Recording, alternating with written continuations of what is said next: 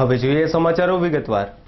જામનગરના એક વેપારીને સુવાળા સંબંધની લાલચ આપી લૂંટી લેવાનો કારસાનો ભેદ પોલીસ દ્વારા ખોલવામાં આવ્યો, જેમાં રાજકોટની યુવતી તથા રાજકોટના રહેવાસી બે નકલી પોલીસમેન અને જામનગરના એક આહિર શખ્સ સહિત 4ની ધરપકડ પોલીસ દ્વારા કરવામાં આવી। જામનગરમાં ઈવા પાર્ક 2માં રહેતા પરેશ ચોવટિયા નામના વેપારીએ સિટી સી પોલીસમાં એવી ફરિયાદ નોંધાવી હતી કે રાજકોટના 2 તથા જામનગરના 1 એમ 3 શખ્સો દ્વારા એક યુવતી મારફત શરીર સુખની જાળ પાથરવામાં આવી હતી, જેમાં ગોકુલનગરમાં આ યુવતી આ પરેશને ફોન કરીને બોલાવેલ અને ચેનચાળા શરૂ કરેલ હતા। ત્યાં જ 3 નકલી પોલીસમેનોએ આવી વેપારીને ધોકાવી નાખેલ હતો। ત્યારબાદ પરેશને દુષ્કર્મના કેસમાં ફિટ કરી દેવાની ધમકી આપી ₹1 લાખની રકમ પડાવી લીધી હતી। બીજી રકમ પડાવવા મુદત આપી હતી। આ અંગે પરેશે પોલીસમાં અરજી કરતા પોલીસે આ રાજકોટની રૂપલલાને પકડી પાડેલ હતી। તેના ગેંગના 3 સાગરીતોને પકડી પાડવામાં આવ્યા હતા।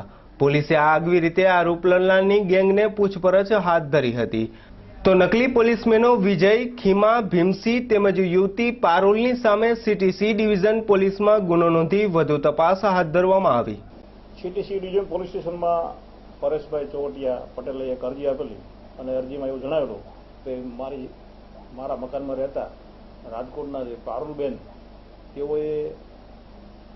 મકાન પોતાનું ભાડે રાખેલું અને એ દરમિયાન આ ફરિયાદીનો નંબર એની પાસે મળેલો અને ફરિયાદી જ્યારે જામનગરમાં હતા ત્યારે આ આરોપી પારુલબેને એને ફોન કરેલો કે ભાઈ મારે તમારું કામ છે અને તમે અહીંયા આવો,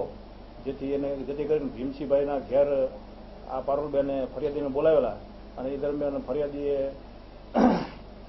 ફરિયાદીને આ આરોપી પારુલબેને બસ ભરેલી અને એ દરમિયાન મિસ કોલ કરી અને બીજા એના સાગરીતો જેના માણસો હતા એને બોલાવી લીધેલા અને એ માણસો આવ્યા પછી એ માણસોએ આ પારુલબેન સાથે કેમ છેડતી કરી છે એવું કહી અને માર મારેલો અને માર માર્યા પછી આ ફરિયાદી પાસેથી એમ કે ભાઈ તમે પૈસા આપી દો ₹1 લાખ, નહીંતર તમારા જાહેર કરવામાં આવશે કે તમે બળાત્કાર કર્યો છે અને છોકરીને તમે છેડતી કરી છે એવું કીધા પછી આ એમાં 2 આરોપી પૈકીના એક વિજય મિસ્ત્રી અને ખીમો આ બંને જણાએ પોતાની ઓળખ પોલીસ છીએ, અમે એલસીબીમાં છીએ એવું ખોટું કાર્ડ બતાવ્યા પછી ધમકી આપી અને એને અહીંથી જામનગરથી એના પોતાના વતન સપડા ગામે લઈ ગયેલા। સપડા ગામેથી એના બાપુજી પાસેથી ₹1 લાખ આ લોકો લઈ લીધેલા અને ત્યાંથી લાવ્યા પછી આ લોકોએ એના ઘરમાં બીજી વાર ગોંધી રાખેલો અને ગોંધ્યા પછી આની પાસેથી બીજા ₹5 લાખ એટીએમ કાર્ડમાંથી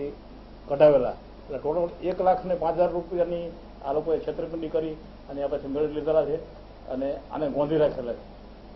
એની તપાસ ચાલુ છે। આ જે આરોપીઓ છે પારુલબેન,